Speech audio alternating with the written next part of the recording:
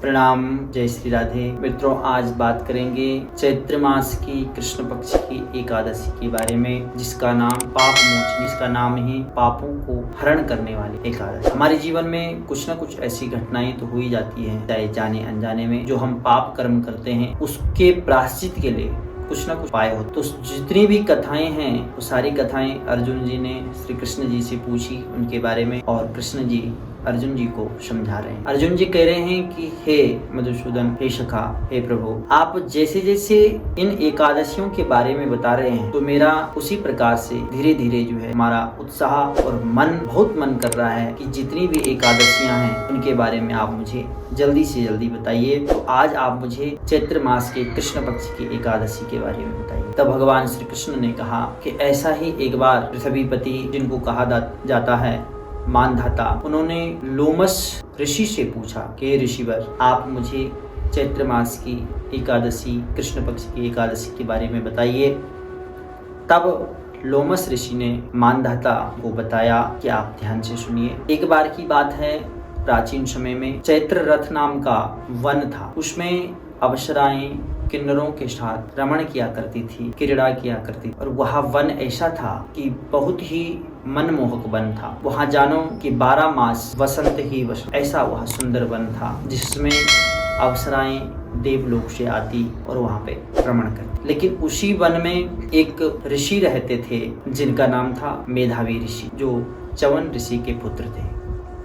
वो तपस्या कर रहे थे। तपस्या करते करते उनको कई हजारों वर्ष हो गए थे और वहाँ शिव भक्त थे, शिव के उपासक थे।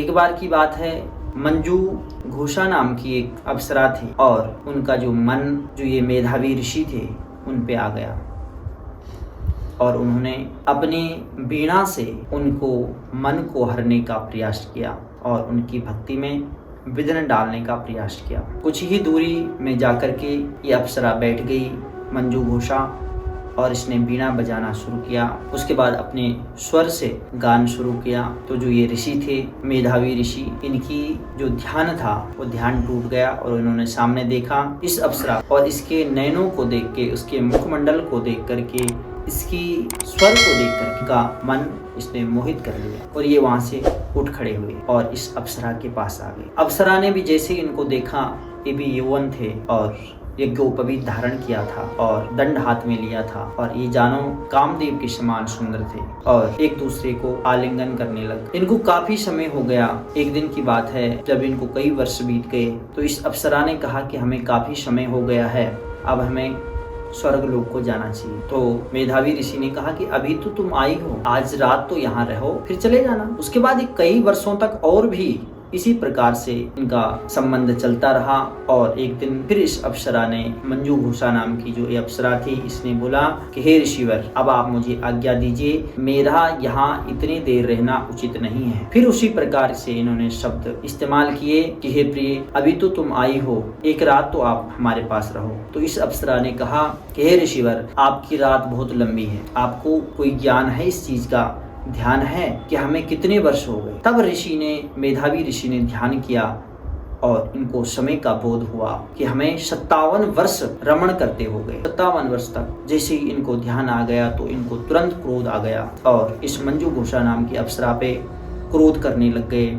और श्राप देने लग गए कि जा तू पिचाक्ष योनि में हो जाए। इस मंजू घोषा नाम की अप्सरा ने भी इनके हाथ जोड़कर खड़ी हो गई और कहा, हे प्रभु, कहा जाता है कि साधु संत दया निधान होते हैं और साधु की संगति तार देती, लेकिन ये तो अनर्थ हो गया कि मैं इतने समय तक आपके साथ रही और मुझे पिचाक्ष योनि मिलेगी। यहाँ इतिहास में अच्छा नहीं होगा, आने वाला समय जो सुनेगा तो क्या कहेगा। इस बात को ध्यान रखते हुए मेधावी ऋषि को ध्यान आया कि बात ये सही बोल रही है और इस पे दया आ गई और इसको कहा कि तुझे पिशाच योनि तो जरूर मिलेगी, लेकिन तो चैत्र मास की कृष्ण पक्ष की जो पाप मोचनी एकादशी है उसका व्रत करना और रात्रि में जागरण करना और भगवान विष्णु का ध्यान करना, उनकी पूजा करना, उनकी आराधना करना और निर्जला व्रत रखना, अन्न जल बिल्कुल भी ग्रहण न करना। ऐसा उन्होंने उपाय बताया और इसको पिशाच योनि हो गई। फिर ये अपने पिता के पास, च्यवन ऋषि के पास गए। उनके सामने जैसे ही पधारे तो च्यवन ऋषि ने जैसे ही इनको देखा, इन्होंने अपने पुत्र से पूछा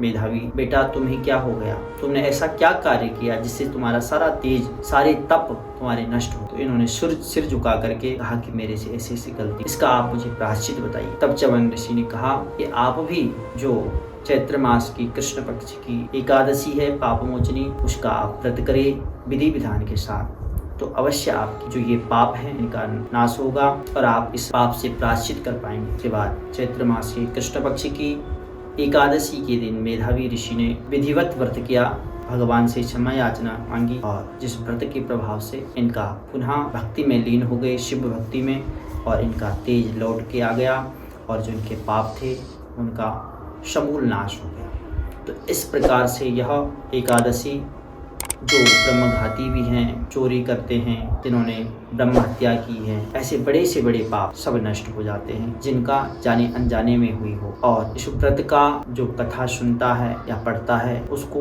एक कहा जाता है कि 1000 गोदान के बराबर इसका फल है। आज की कथा यहीं पे पूर्ण होती है। को इजाजत दीजिए। प्रणाम। जय श्री राधे।